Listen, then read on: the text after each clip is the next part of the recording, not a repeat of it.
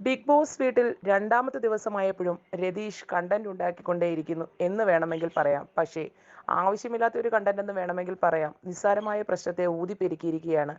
രാവിലെ നടന്ന ഒരു സംഭവം ഉച്ചയായപ്പോൾ സ്ക്രീൻ സ്പേസിന് വേണ്ടി യൂസ് ചെയ്തു എന്ന് വേണമെങ്കിൽ പറയാം. കാര്യം ഇതാണ്: നമ്മുടെ ജാൻമണി ഇന്ന് എല്ലാവർക്കും ഹഗ് ചെയ്ത കൂട്ടത്തിൽ രതീഷിനെയും ഒന്ന് ഹഗ് ചെയ്തു.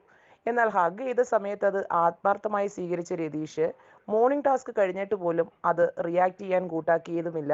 ആ സമയത്തൊക്കെ സ്നേഹത്തോടെ ഇരുന്നയാൾ പെട്ടെന്ന് പൊട്ടിത്തെറിക്കുകയായിരുന്നു. പൊട്ടിക്കരഞ്ഞുകൊണ്ട് പൊട്ടിത്തെറിച്ച് പറയുന്നു, ഇന്ന് എന്നെ കെട്ടിപ്പിടിച്ചവൾ നാളെ ഉമ്മ വെച്ചാലോ? എൻ്റെ പുറത്ത് എനിക്കൊരു ഭാര്യയുണ്ട്, മക്കളുണ്ട്, ഇവരെല്ലാവരും കാണുന്നതാണ്, സമൂഹം കാണുന്നതാണ് എന്നും പറഞ്ഞ് അവിടെ ഒരു എന്തൊക്കെയോ ഒരു ഷോ കാണിച്ചു എന്ന് വേണമെങ്കിൽ പറയാം. ഇത് രതീഷ് കാണിച്ചത് സ്ക്രീൻ സ്പേസിന് വേണ്ടിയാണെന്ന് കാണുന്ന പ്രേക്ഷകർക്ക് എല്ലാവർക്കും മനസ്സിലാകും, എന്നെ പോലെ. തീർച്ചയായിട്ടും എന്താണ് ആ ഷോ ഓഫ് എന്ന് കണ്ടവർക്ക് മനസ്സിലാവും. എന്തായിരുന്നാലും ജാൻമണി ചെയ്ത തെറ്റായിരുന്നു എന്ന് തോന്നിയെങ്കിൽ ആ സ്പോട്ടിൽ റിയാക്ട് ചെയ്യാമായിരുന്നു.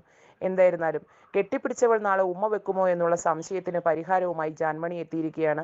ഞാൻ നിങ്ങളെ എൻ്റെ സ്വന്തം സഹോദരനെ പോലെയാണ് കാണുന്നത്, എനിക്ക് നിങ്ങളെ കെട്ടിപ്പിടിച്ചിട്ടൊന്നും സാധിക്കാനില്ല എന്ന് ജാൻമണി അവിടെ മറുപടി കൊടുത്തു.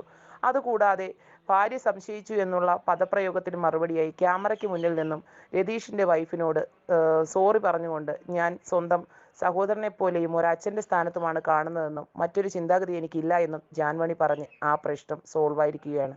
എന്തൊക്കെയാണോ എന്തോ, രതീഷ് കണ്ടന്റ് ഉണ്ടാക്കാൻ വേണ്ടി നടക്കുകയാണോ, സ്ക്രീൻ സ്പേസ് മാത്രം നപ്പി നടക്കുകയാണോ? എന്തായിരുന്നാലും ഇന്നത്തെ സംഭവം എനിക്കത്ര വലിയ സംഭവമായിട്ടൊന്നും തോന്നിയില്ല. ഇന്നത്തെ രതീഷിൻ്റെ കണ്ടന്റ് വലിയ കാര്യമായിട്ടൊന്നും തോന്നിയതുമില്ല.